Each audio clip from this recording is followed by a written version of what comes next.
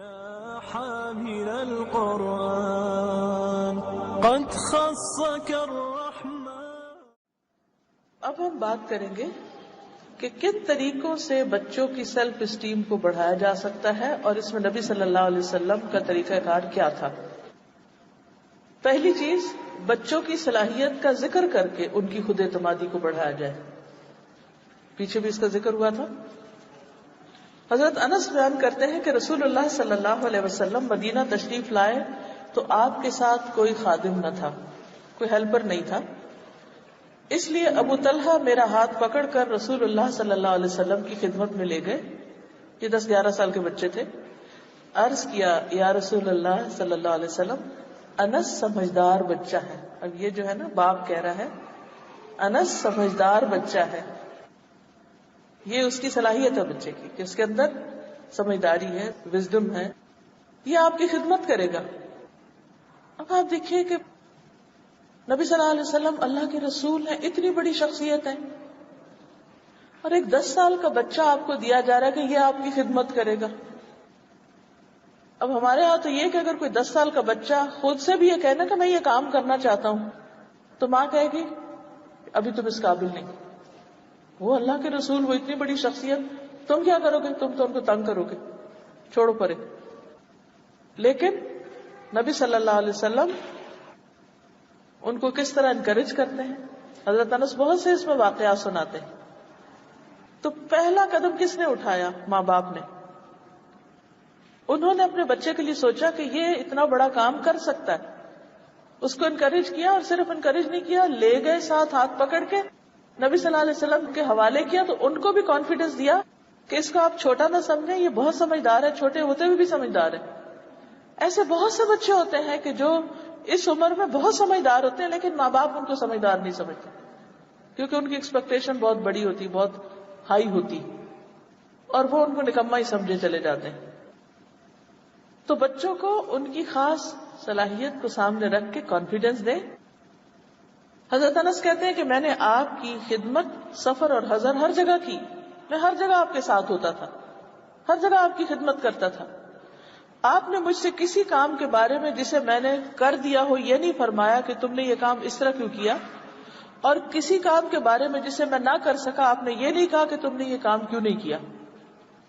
ہم سے اتنا صبر نہیں ہوتا نا، ہم ساتھ ہی تبصرہ کر دیتے ہیں، یہ کیوں نہیں کیا، یہ ایسے کیوں کیا، یہ ویسے کیوں کیا. اس سے کیا ہوتا ہے کہ سامنے والا جو ہے وہ اور بھی کانفیڈنس لوز کر دیتا ہے کہ ہائی میں تو نہیں کر سکتا. اچھا، اس کا نقصان کہ تو پھر ہمیں ہی ہوتا ہے جو وہ کام نہیں کر پاتا، لیکن غلطی ہماری اپنی ہوتی اس کا کانفیڈنس خراب کرنے کی. تو اس میں آپ صلی اللہ علیہ وسلم حضرت انس سے خدمت لے رہے ہیں، لیکن ان کے اوپر منفی قسم کے اثرات نہیں ڈال رہے کہ ان کو ہر وقت کریٹیسائز کرتے رہے، کیونکہ وہ سمجھتے تھے بچہ ہے، اگر یہ کام نہیں کر سکا تو کوئی بات نہیں، بچہ ہے. یہ کتنی بڑی شہادت ہے. وہ کہتے ہیں کہ آپ نے کبھی یہ نہیں کہا کہ یہ کام تم نے ایسا کیوں کیا، اور کبھی جو نہ کیا ہو تو یہ نہیں کہا کہ تم نے کیوں نہیں کیا. ہم بچوں کے ساتھ کیا کرتے ہیں؟ اتنا ہے حوصلہ ہم نے؟ اسی طرح بچوں کی سیلف اسٹیم یا ان کا کانفیڈنس بڑھانے کے لیے ان کو اہم ذمہ داریاں بھی دیں، بڑے کام بھی دیں ان کو. زید بن ثابت کہتے ہیں کہ نبی صلی اللہ علیہ وسلم جب مدینہ منورہ تشریف لائے تو مجھے نبی صلی اللہ علیہ وسلم کی خدمت میں پیش کیا گیا. آپ مجھے دیکھ کر خوش ہوئے. لوگوں نے عرض کیا، یا رسول اللہ صلی اللہ علیہ وسلم، بنو نجار کے اس بچے کو آپ پر نازل ہونے والی قرآن کی 10 سے کچھ زیادہ صورتیں یاد ہیں. ایسا ہوتا ہے نا جیسے مجلس میں کوئی بچہ آتا ہے تو ہم دیکھ کے ایک دم اس کو خوش ہوتے ہیں، پیار سے دیکھتے ہیں. تو ایسے ہی آپ نے حضرت زید کو دیکھا تو صحابہ نے اور تعریف کی کہ اس بچے کو 10 سے زیادہ صورتیں یاد ہیں. تو آپ کو بہت تعجب ہوا کہ اچھا اس کا حافظہ اتنا اچھا ہے. فرمایا، زید یہودیوں کا طرز تحریر سیکھ لو، عبرانی زبان سیکھ لو. آپ نے کسی بڑے کو نہیں کہا، بچے کو کہہ رہے ہیں کہ تم یہ لینگویج سیکھ لو. کیونکہ اللہ کی قسم اپنے خطوط کے حوالے سے مجھے ان پر اعتماد نہیں کہ جب مجھے ان سے لکھوانا ہوتا ہے تو مجھے نہیں پتا چلتا کہ کیا کرتے ہیں. وہ کہتے ہیں کہ میں نے ان کی لکھائی سیکھنا شروع کر دی.